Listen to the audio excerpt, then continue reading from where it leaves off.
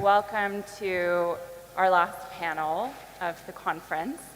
We're going to be talking about the future and how the airline industry can thrive moving forward after some tough years, and especially with a lot of change coming up.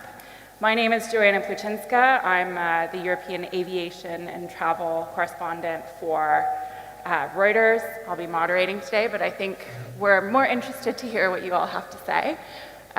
So maybe we could just start, if you could each introduce yourselves and maybe give us a short sense of what you'd like to chat about today, how you see the future of the industry. Sure. Good afternoon. I'm Ashley McDougall. I'm the General Manager for Shell's aviation business in Europe and Africa.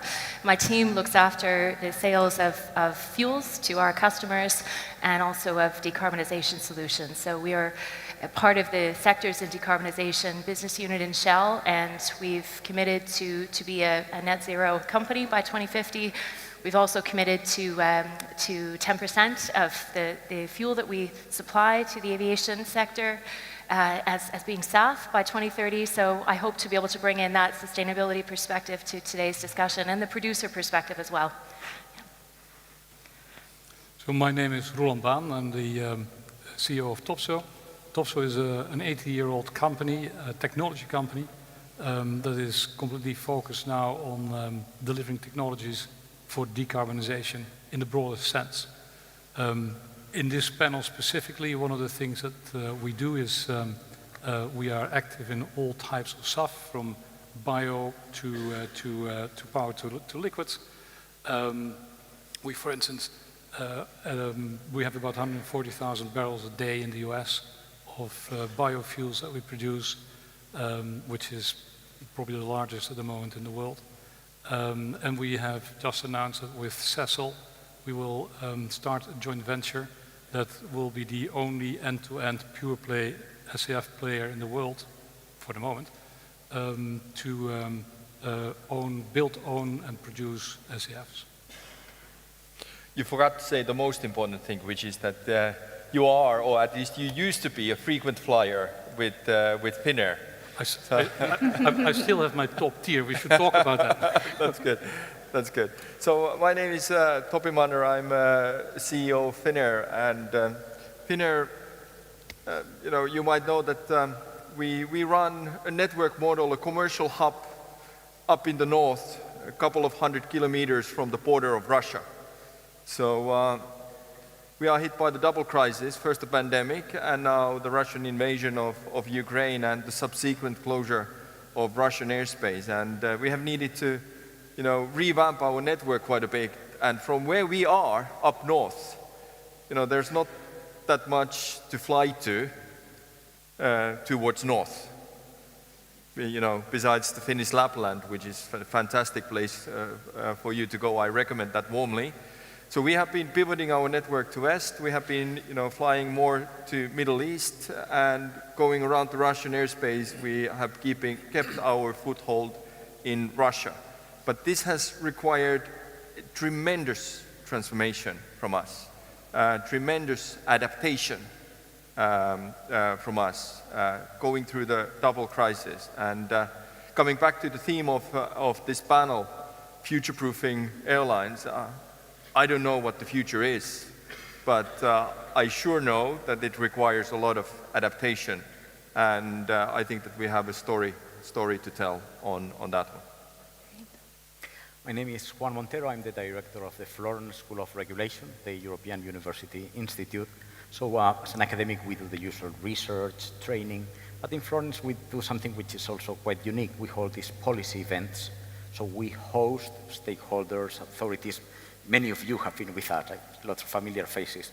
So we help to advance the regulatory debate. We are, I think, privileged witness in this evolution of the debate, so maybe that's something that we can share in this forum. And also I think that something that we witness is not just future-proof. I mean, it's creating the future. I mean, this is a living industry. It's not just about adapting, it's about creating the future, and that's something that we witness in Florence on a day-to-day basis. And again, this is an industry that is living, it's creating the future. And what we do, what we see, we witness, it's about sustainability, it's about digitalization, and how this industry is leading in both fronts. Great. Hi, good afternoon. My name is Philip Cornelis. I'm the Director for Aviation in the European Commission. And I work with my modest department on all the topics that the CEOs were saying we are not working on, and many more. So yes, our focus at the moment, of course, is very similar to the one that is existing in the sector as a whole. It's about the greening of aviation and how we can support that with the instruments that we have available at EU level.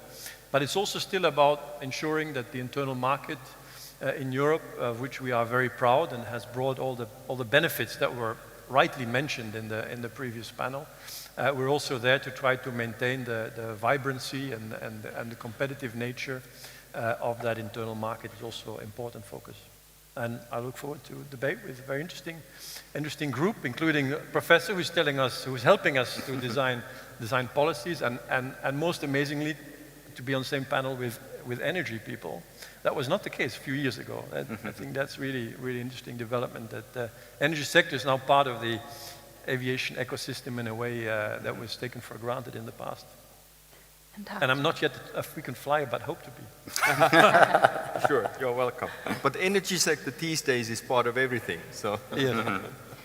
So I was thinking we could maybe start with some questions from our polls, basically from people who are watching from far away. So this is also to the audience that's here. Which policies should be prioritized to ensure the competitive decarbonization of Europe's aviation industry? We've heard a lot of our panelists talk about it. I'm sure we're very interested to hear all of your opinions, but maybe we could start with what you all think, if you want to put in your vote. There are a couple of options here. And I guess as we wait, I think it's really wonderful that we have some energy voices here. We've heard a lot from the CEOs today about how more SAF needs to be produced, and there's not enough. So what's your response to that? We can start with you, Ashley, and then we can see the other questions and responses to this come in. Yeah, so I would agree, first of all, that we need to accelerate SAF production, and we're taking action in Shell to do that. I mean, just about 2 weeks ago, I was in Rotterdam at our chemicals and energy plant that we have there. We're building an 820,000 ton annual production biofuels facility. It will be one of the largest in Europe. We're starting co-processing this week in Germany. So, you know, we're making a number of investments in various technologies across Europe and globally to accelerate the deployment and the availability of SAF, as well as building up supply chains. So there's a lot that's happening, and we are making progress. But that said, you know, we need to accelerate that, and there are very real challenges that you heard this morning from many of our customers and the industry in terms of some of those barriers. You know, whether that's affordability, whether that is the global competitiveness of Europe, and there are a number of others. But I certainly am keen to see it ramp up, and we're planning to play our part in that. Great. I'm just seeing some of the answers. It looks like around half of the respondents think that the priority should be to develop a European indigenous SAF production. So I guess we could hear what you have to say about that. Is that doable? But it's interesting because, of course, doable is almost everything, right? If it's practical in this world, is different. And I think the elephant in the room is the IRA. There is absolutely no doubt that a year ago Europe was far ahead when it came to synthetic fuels, green fuels technologies, etc., compared to the rest of the world. The IRA has changed that in one go. $366 billion in incentives, plus the leverage, because that represents about 30%, so another $1.5 trillion in investment money that is being attracted during this decade, basically. And the issue is that because the SAF is a nascent industry, is a nascent product, whether it's bio or power to liquids, it is limited in resources. It's limited in feedstocks, it's limited in raw materials, it's limited in knowledge, it's limited in money. Now with the sucking sound of all the money flowing to the US, with it goes all the other limited resources, which means that basically the development of the SAF production in Europe has been put back by, I would say, about a decade.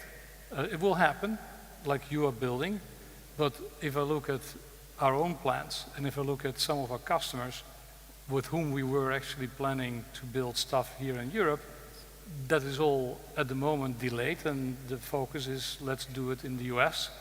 Let's get that in so that we have the incentives, and then we'll see what the next step is going to be. And then the last point is that the US itself, with the RA, sees itself as, in the future, the world's supplier of hydrogen and hydrogen derivatives like SAFs. So, and then I haven't even talked about the absolute lack of green power if you talk power to liquids.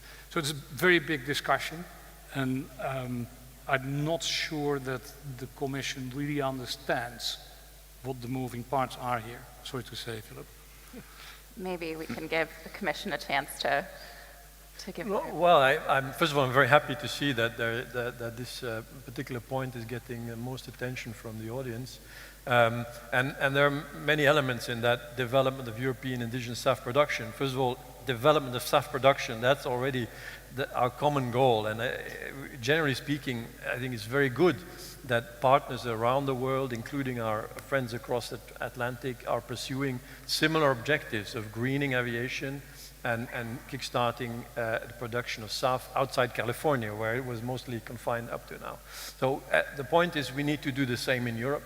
You know that we have our own views on the IRA and on the wisdom of competing between America and Europe on subsidies.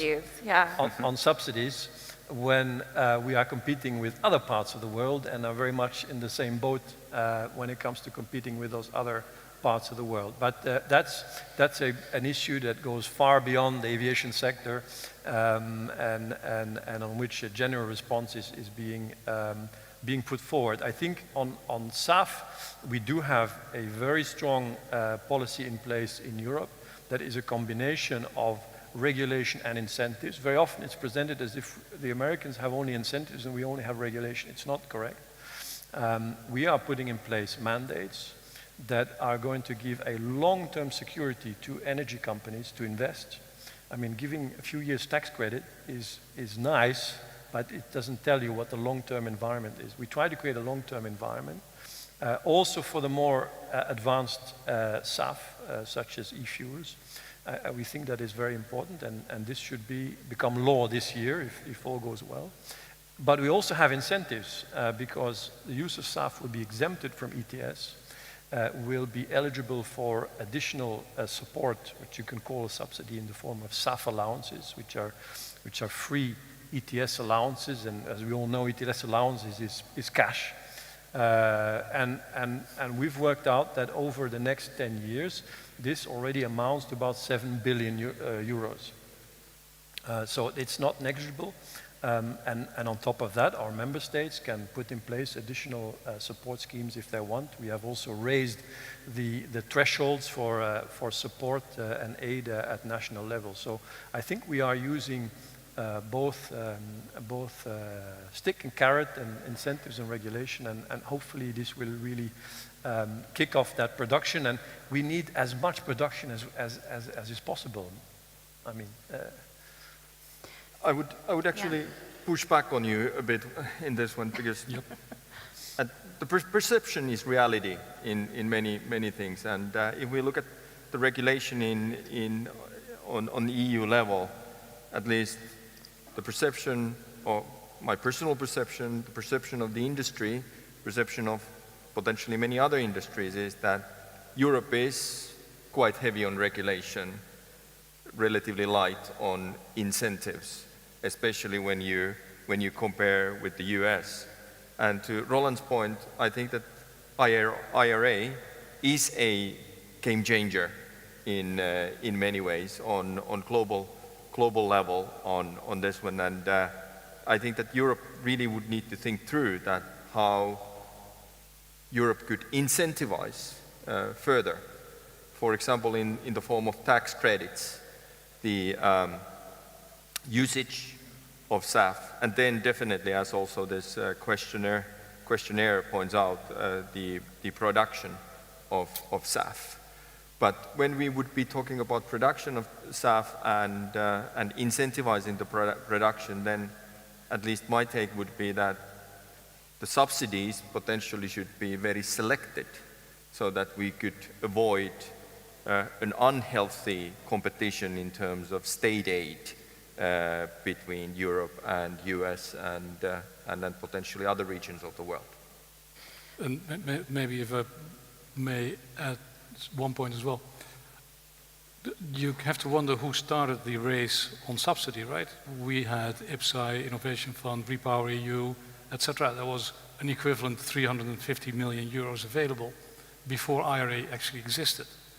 The only thing is that the Americans used the same amount of money to build a far better mousetrap, to actually look at what is the objective, which is to get carbon out of the air. So they look at the CI score and connected that. It's far simpler. Getting anything out of IPSAI or the Innovation Fund takes years. It's uncertain. You are, as an applicant, you're paralyzed because if you invest in the meantime, it is being deducted from your right to have any incentive.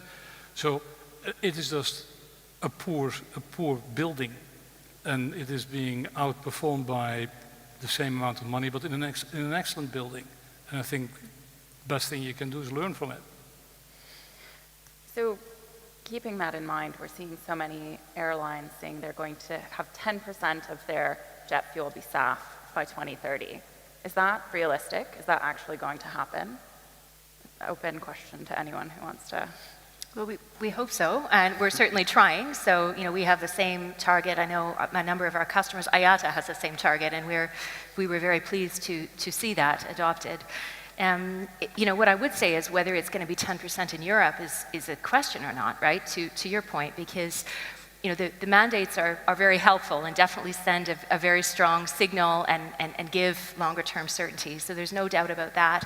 But if we compare the level of mandate that's being discussed, whether it's 5 or 6% versus the aspiration the industry has of 10%, if I look at my customers and the conversations we're having, obviously the mandates, we're gearing up and we're ready to supply, and I'd love to be able to supply more on a voluntary basis. But with that additional 4 or 5%, those customers who start their journey in one country and 5 countries later finish their day, they have a choice about where they pick that up.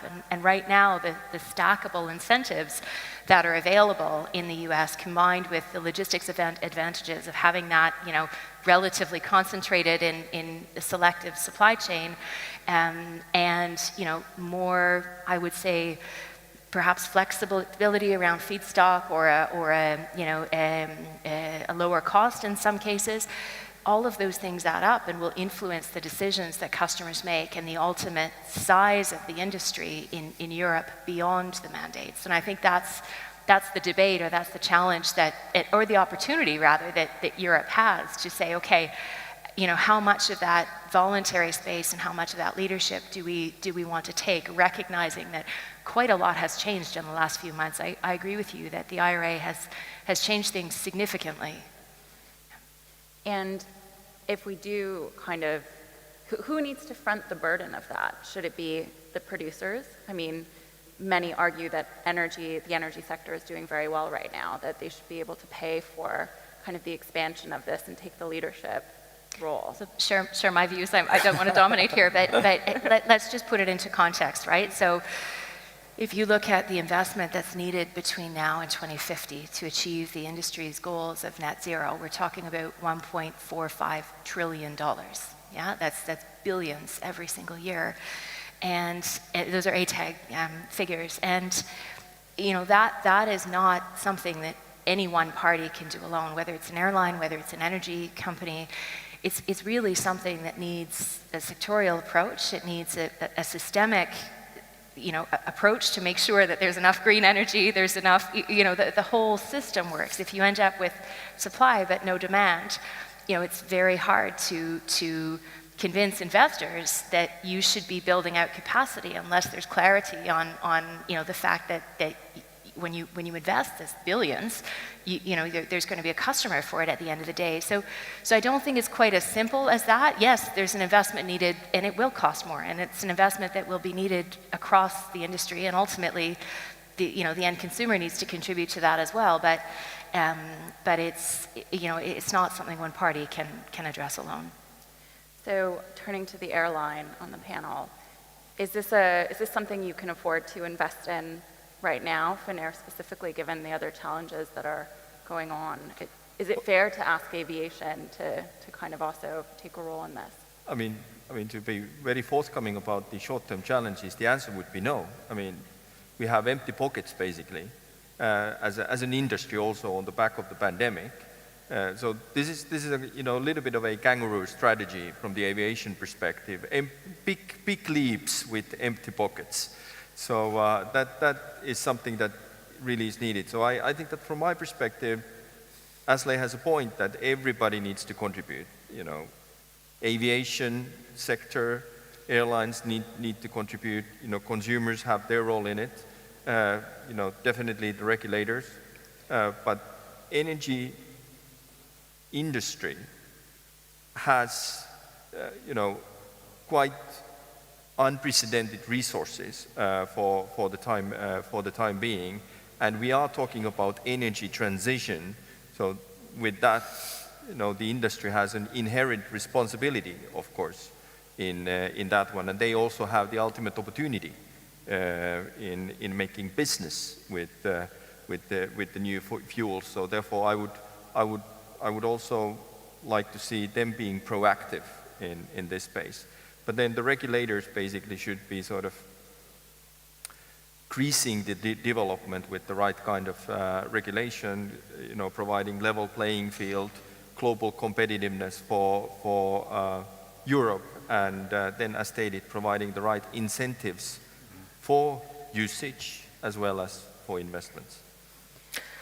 I think it's a systemic problem. It's not any one individual entity solving the problem. You need to move forward as an ecosystem. And I think it's a mix of a basket of measures at the end of the day. I mean, you have to ensure supply. That's an obligation on the airlines, but that gives some reassurance for the producers. And then I think you have to leave room for the market to work. I mean, so you ensure supply, demand, suppliers have to start working, and let's see how it evolves. So we have to learn also about what is the passengers. I mean, we have heard about willingness just to pay like that to contribute a little bit more, but let's go more into the real world. Let's see how passengers react when prices maybe start raising. I mean, we all will learn as things evolve. It's just that we need the ball to start rolling. So from your perspective, as someone who, you are not going to be putting any money into this, you're kind of observing. Is there anything that people are missing, any ideas in this debate that need to kind of be brought in to help solve this? Because it seems like there's a lot of finger pointing, but what's the kind of, I think it's coming back, it's this systemic approach. It's an ecosystem, so no one is ready to take the risk individually if the others are not moving. And again, you need the ball to start rolling. I think ensuring demand, it's a good measure to have the ball rolling, because then it gives certainty to the suppliers. And maybe what needs to be underlined, and we start hearing that in the debates, let the market work. Markets, competition, and supply of... This is, I mean, we've been working on that for 30 years, liberalizing the markets. Let's give the markets an opportunity to support those that play better, that have the best technical solutions, that are better to take those technical solutions to the market, to passengers. I mean, let's not fight the market, but let's try work with the market to accelerate reform. Yeah. No, I think we have to remember aviation is a sector that has always prided itself on being market-driven and self-financing and not running to the state for state support like other modes of transport sometimes do. So, and the same will happen here. I'm convinced of that. Because the demand is there, the wish from society is there to move towards this greening. We've calculated that the amounts that we will impose as minima by 2030, okay, originally we proposed 5%, it's probably going to be 6%, but with 5% we are looking at a cost increase of 2 or 3%. And when you see that ticket prices have gone up about 20%, over the last few years, it puts things a bit in perspective. And we believe it's something that the sector and the passenger at the end of the day will be able and ready to finance. What we really miss today is the volumes of production, and that's why anything we can do to get this industry going, to convince the energy sector that this, even though this is a small part of their operation, they need to make these investments. I think that's our challenge in the next couple of years. Even in the US, which now is sometimes perceived as being, you know, a flush with SAF, they're still below 0.1% of the aviation fuel. So they're basically the same level as we are. The real challenge is to get that investment going. If I may, I fully agree with you, Philip. The frustrating thing is that the technologies are there to actually address the issue, right? We know how to do it, and indeed it's a matter of scaling up. The problem is that the green premium that is currently still coming with SAF is too high a hurdle for both the airlines and for the customers. And unless you scale this up to something significant, and I'm talking specifically now for bio, because the power to liquids is going to take much longer because you have to build the power infrastructure. But you need to scale that up. You can only scale it up if you have offtake. You only will have offtake if it is mildly competitive with fossil.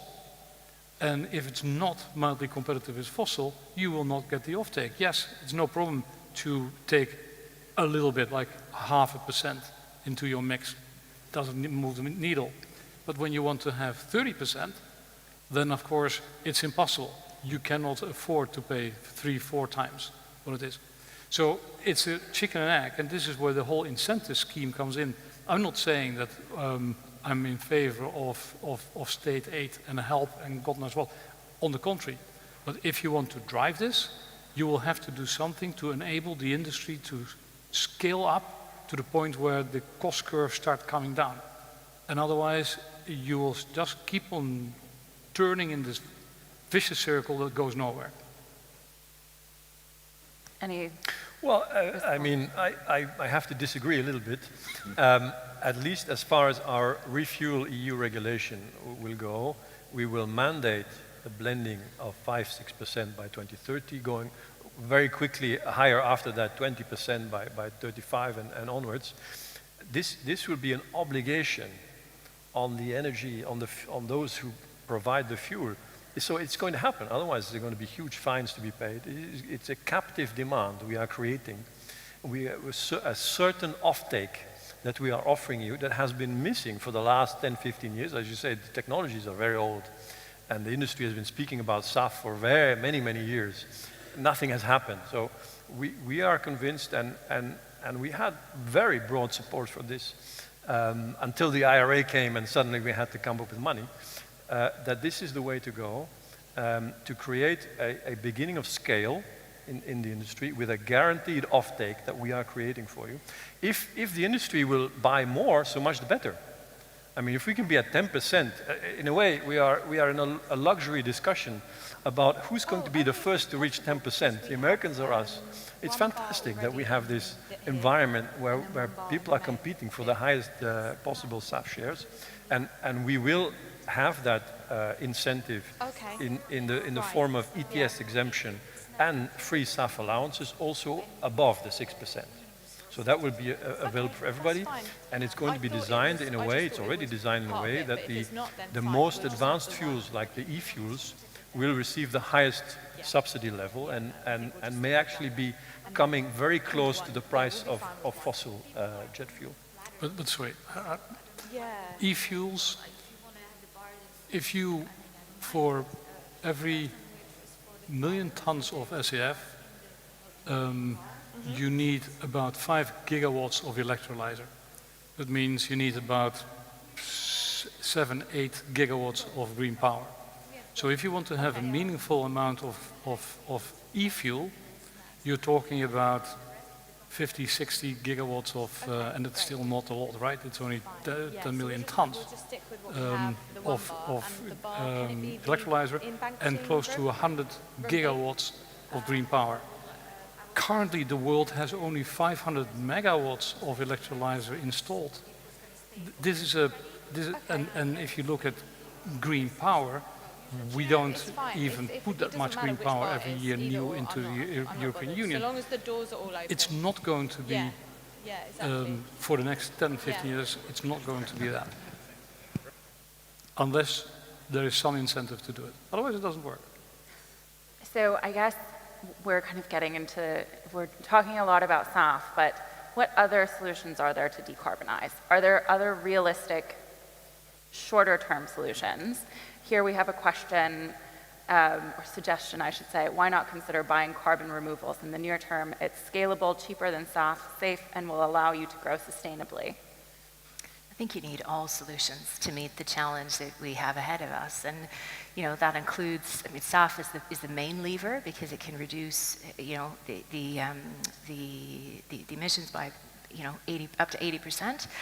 But we need offsets. We need all solutions. The airspace solutions. There's no one silver bullet that will solve all of this, and that's why we're also advocating to say we also see the need for feedstock flexibility, obviously sustainable feedstock flexibility, but making sure that any solution that can help deliver a material improvement towards the goal that we collectively have can be utilized. So I think it's really important that we look at this holistically and we don't just limit ourselves in one area.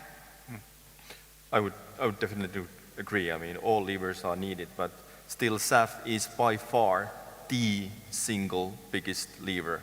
And without SAF, basically the decarbonization of aviation does not happen. So very simple. So it all boils down to the production of SAF, and I think that Roland raised a very important point, that is the point of green power. Sometimes I feel that Europe has not really done the math, and subsidizing the investments to green power is one thing, but I also wonder whether there is political consensus of what that power source actually should be. Nuclear clearly is one of the big questions on that area. I'd like maybe to come back to an issue that was raised in the debate before. For me, the key word is efficiency. I mean, this is a win-win situation. If the industry, which is a leading industry, improves efficiency and is allowed and is encouraged and is incentivized to increase efficiency, then it's a win-win. The environment wins, the industry wins, passengers win, and I think that, of course, SAF is important, but in parallel, there are efficiency measures that could be implemented, and we've heard a number of them. And I would like to underline, reductions in emissions, more efficient engines. Maybe we don't debate that much because it's happening, but I would like to underline it. This is the kind of measure that it's a win-win, and the industry is good at it. It's happening. Of course, ATM. Single European sky, that's, we've heard a lot just a few minutes ago, but I would like to underline, again, it's a win-win situation. It's good for the industry, it's good for the passengers. I think that we have to underline these efficiency measures. There is more political now power to do that, new incentives, and I think we have to come back to some of the old debates with this new perspective, and hope that at a certain stage these new incentives will make the political and regulatory debate, for instance, on the single European sky advance. So speaking of airspace, maybe moving towards a slightly different discussion, I think Finnair might have a lot to say about this. But there is Europe has less available airspace than it used to because of the conflict in Ukraine. And obviously, it has impacted aviation massively, on top of the pandemic, on top of other challenges. What can regulators do to help an airline like Finnair in managing that? And will it have spillover effects, not just for your business, but for decarbonization, for example? Yeah. I mean, if we look at airspace globally, I mean, Russian airspace is a huge chunk of space that is basically closed for everybody, except the Chinese and a couple of others currently. And then, we have, pieces of the puzzle here and there. Look at Syria, or look at Iraqi or Iranian airspace, or North Korea, or many other places, especially in the eastern side of the globe, that are basically closed for airlines. So this is clearly becoming an issue. And of course, we will need to separate, the war from the other things. And when it comes to, Russian invasion of Ukraine, I think that first and foremost, the Western world should be supporting Ukraine to achieve and win a genuine and lasting peace. And once that peace has been won, then I think that the airspace closure as a sanction should be the first one to be removed.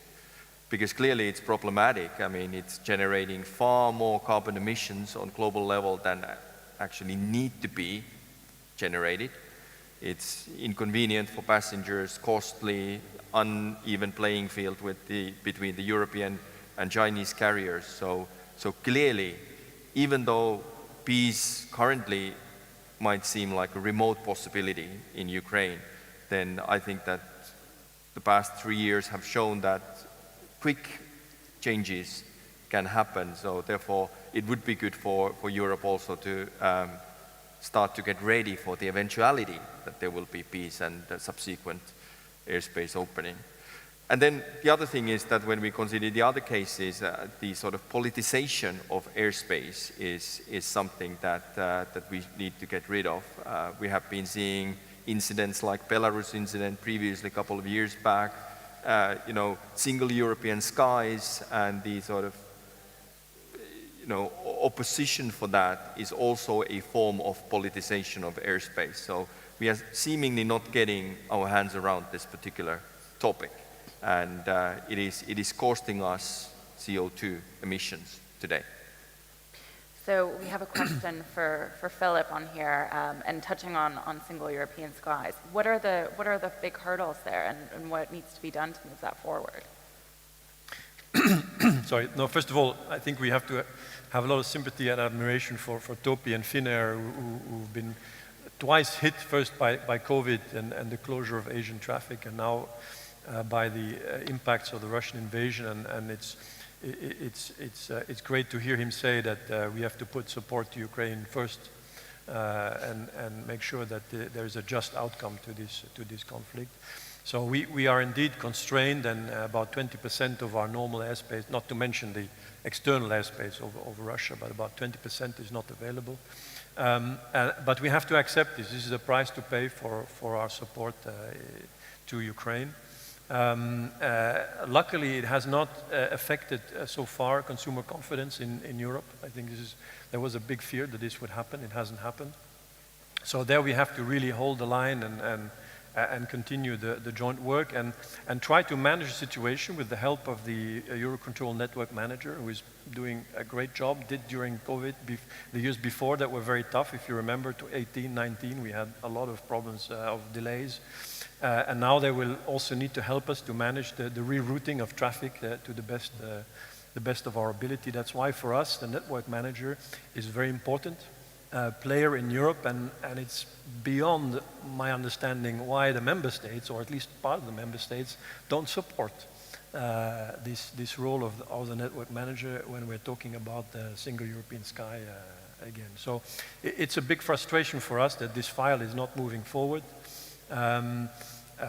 We are definitely pushing as much as we can, but we need also everybody who is interested in progress there to knock on the doors of national governments, because that's where the problem is, and convince them of the benefits of the single sky in terms of service to the citizens, in terms of the functioning of the internal market, and in terms of the CO2 gains that can be had. So we're really on the same line as the CEOs here, trying to push this forward. But you need to knock on the doors of national governments. That is really the task. Not so much in Helsinki, because Finland's very supportive, but in some other capitals, ironically, mostly in those countries here in the center of Europe, who are suffering the most from congestion, who have the biggest airlines, who need to use that space. They are also the ones who are most opposed to modernization of ATM. So it's something that we fail to understand. And as it was mentioned before, we are not endowed with dictatorial powers, luckily, and therefore we have to convince the member states and the European Parliament to move forward, and so far this has been very, very difficult. Maybe if I might step in, I mean, of course, what has to change? I mean, sustainability is one point, but the other one is always, I mean, follow the money. All these shocks are creating a lot of uncertainty for air navigation service providers. There is a new risk. How do you distribute the risk? How do you distribute the cost of the previous shocks? Pandemic, Ukraine. I mean, we are in a moment of change. I mean, and so the financing of the ATM services might be an opportunity also to redefine the equilibrium, the status quo that we had over the last years. So follow the money, how these shocks are impacting the financing of the whole value chain. And who can kind of take the lead on rejigging that, or kind of adjusting this the way that's functioning? Well, I think that we all share at this stage that the ball is on member states, I would say. That's what needs to change. And in their relationship with the air navigation service providers, and the warranties they have on the financing of the provision of the service when there is a shock. We have to provide them certainty that they keep them in services and continuation of services. But at the same time, there are opportunities. If you want this security, this financial security, you might engage in some kind of trade-offs. I don't know if I have been clear enough. Yeah, I think that the ball is very much in the corner of member states, and definitely the air navigation service providers and their unions. So I think that this is the triangle that probably needs to act on this. And at this rate, I mean, this conversation has been happening for years and nothing has moved. So going back, I guess, to that question, is there any particular factor, any major turning point that can be reached that maybe, again, we're not really thinking about, or some action that someone needs to take to convince a particular member state? Other than just conversation or... Yeah, I think that, this is about politics. And, politics is always about individual human beings as well. So to me, it starts from the customers. So once the customers see the benefit for themselves, then the politics will turn. And that is at least something that we need to think about and probably be better at, telling the story and, making the opportunity concrete for everybody. Do Europeans know what the single European sky is? Do they have a sense of that? Or do they know what sustainable aviation fuel is? I think they know it when they are delayed and flights are cancelled. Yes. They know the consequences. They don't always know the root cause.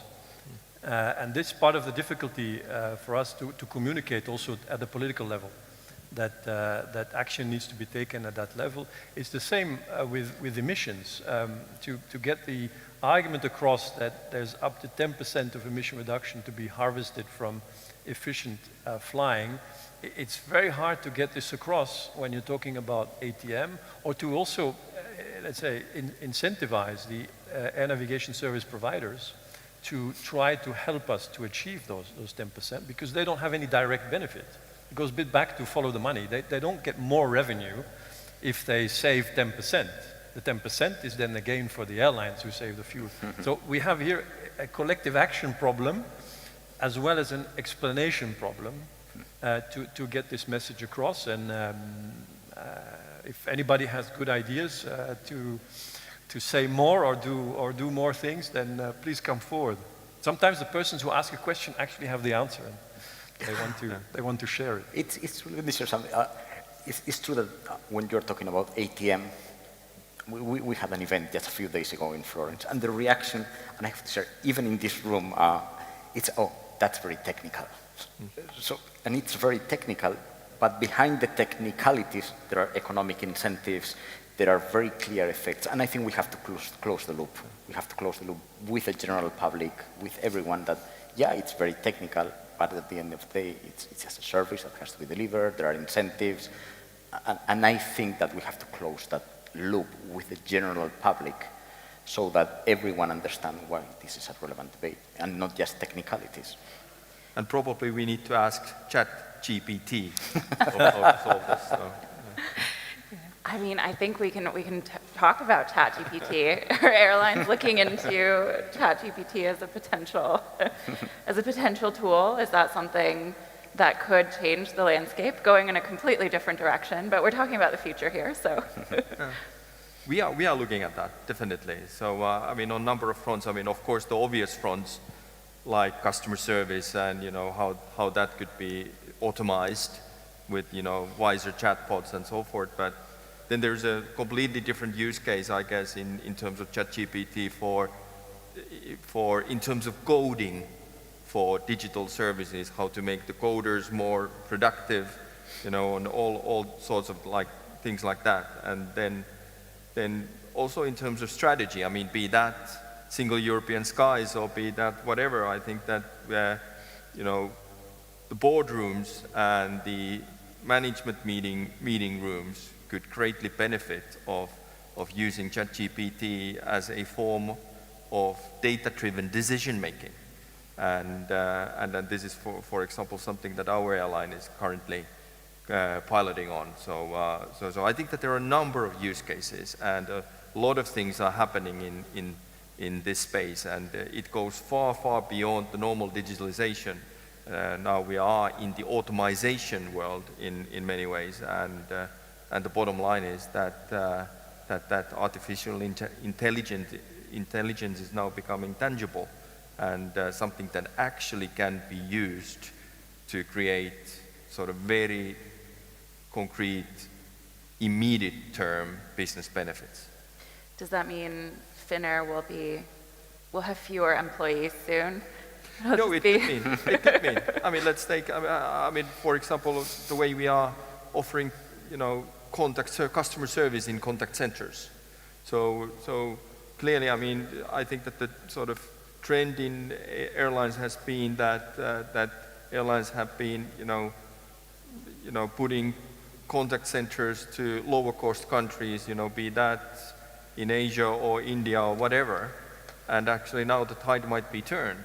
So we need much fewer people, but we need smarter, well-educated people who actually can, you know, work with ChatGPT in order to create that sort of automated chat service for our customers. So significant consequences could be happening on a relatively short run on that space, for example. Can I add one point on Yeah. digital innovation? So not on this tool specifically, but I do think that digital innovation has a role to play here in terms of scaling up. And one of the things that we've developed in Shell is Avelia, which is a blockchain book and claim platform that we developed with Energy Web Foundation, with Accenture, and with American Express Global Business Travel. And it's the idea that you can have a traceable, credible supply chain. You can, you know, save time by, instead of building up, which will take time, a global network at every single airport, you can leverage SAF where it is available. And what we see is a concentrated buying power in corporations. So, science-based targets for those companies that have committed to that, for example, or companies that want to take a more leading role in decarbonization can actually buy SAF from an airline and an energy provider through this tool. So that's something we launched last year in June, and it's out of the pilot phase. It's a solution that we have, and we hope to continue to offer it. But I think there's a lot more room for innovations like that to bring forward, not only lowering the cost, but also raising the education and ease of buying so that this becomes more accessible. That's very interesting. Okay, just very, very quickly on ChatGPT, I'm not convinced it reaches the safety requirements of aviation. But of course, automation is extremely important in aviation, and I think also in ATM. At the end of the day, ATM is a big data AI problem, and I'm sure it will play a much bigger role in the future and in a very safe way. Just final point to go back on the SAF. My feeling is that the industry has an interest to favor today in-sector emission reductions, and we will be looking at book and claim. Actually, we will launch a study by next summer. We will try to get a good picture of what it means, what it can mean for aviation. But at the end of the day, the SAF has to get into the tank of the plane that people are flying. I think that's what the citizen wants at the end of the day. And it's in the interest of the sector to do this, because aviation has been paying for carbon removals and reductions for many years under the ETS, has never given credit for it. So I really think that this is the way to go, and we have to do every sector if we want to get to net zero by 2050 anyway. If I may, new angle, what would be my question to an artificial intelligence? What is the most efficient multimodal way to travel to my next destination? Multimodality, in my view, is not about prohibitions. It's about efficiency. It's about using technology to find the most efficient, greenest way to find the way. And I think there is a lot of room for improvement there. It's not about prohibition. It's not about limitations. It's about empowering passengers to identify the most efficient, safe, fastest, least, more green solutions. And I think that would be my question for the chat. And I think that you are spot on, because the question is very, very smart. Because, I mean, if we compare ChatGPT, for example, to Google search, I mean, that might completely change the way consumers search for solutions. And when you put that question, and when consumers start to ask those questions from a new search engine, be that ChatGPT or whatever, then you come to this that, the transport solutions and the service solutions that you offer to customers are completely different. And that is why multimodal solutions will be very important for this industry going forward. And I'm sure that we will be seeing some sort of consumer behavior change in this space going forward. Well, couldn't ChatGPT help consumers write compensation claims to airlines to get them in trouble? It will, and disruption management is, I mentioned these pilots that we are using related to ChatGPT. We are not on the flying operations space, because the safety standards are quite different there, to Philip's point. But for example, disruption management is a clear case in point to be used in these kinds of things. So how are those disruptions handled? How are customers rerouted? How are the compensations handled? How automized that is? So there's a service case that can be built around this. Joanna, it's already happening. Not only the passengers are using these tools, but airlines are using the tools to respond to claims. It's already happening. It is. So this is not future, this is present. This is present, yeah. So next year there will be on the sponsor deal. Well, I think we have to start wrapping up, because I saw earlier we were getting red flashing lights. But any final thoughts, any last thoughts, especially since this is the last panel of the day. So anything you want to leave our audience with? Maybe one thing, because I realize that I've been hammering quite a bit on what is not happening. The good news is that I'm absolutely convinced that we will solve the SAF conundrum, and that we will be able to, as an industry, produce enough to greenify the aviation sector. It's just not sure that it will happen here in Europe. It's most likely it will happen elsewhere, where it's cheaper to produce, and Europe will be an importer, which is fine if you want to live with the geopolitical consequences. But that it will be solved, I'm absolutely convinced. I am optimistic. Yeah, we're certainly going to try, and I think there's a lot of opportunities for us to try and accelerate progress, but we need to collaborate. We need to work together very effectively across demand, across supply, from a regulatory perspective. This won't happen automatically. I like the reference to honesty that we hear in the other panel. I think these debates lack sometimes a little bit of, not these debates, but the overall debate lacks a little bit of factual ground in terms of what is achievable, what is not. I think we need more honesty in the debate. And if we have more honesty and more factual debate, I think then that the industry can be more constructive and positive and not so defensive as it gets sometimes when the debate starts getting not very honest and factual. Short term, our focus is going to be on the summer that is coming, and hopefully we'll be able to bang all the heads together to make sure that it's smooth this summer, that there's a lot of people who can travel, that airlines and everybody else in the ecosystem is making some money again. That's a big focus, and we see a better attitude than last year in that sense, when there was a lot of blaming going on. I think there's a lot of realization today that it is an ecosystem. Everybody depends on each other, and we need to work together to make it work.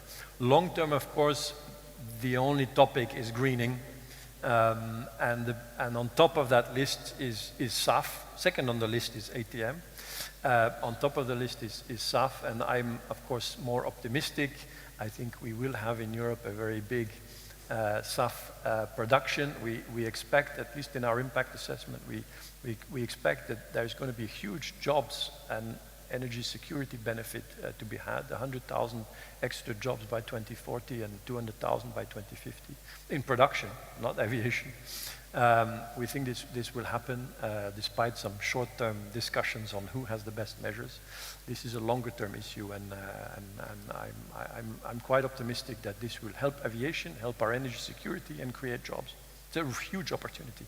But we need the energy sector to collaborate, including on the question of green electricity, which is a huge issue, because everybody wants the same green electricity. I agree with you there, Roland. Mm-hmm. Well, thank you very much for your wise thoughts and insights, and hopefully everyone took something away to think about for the future of the industry today. Thank you. Thank you very much.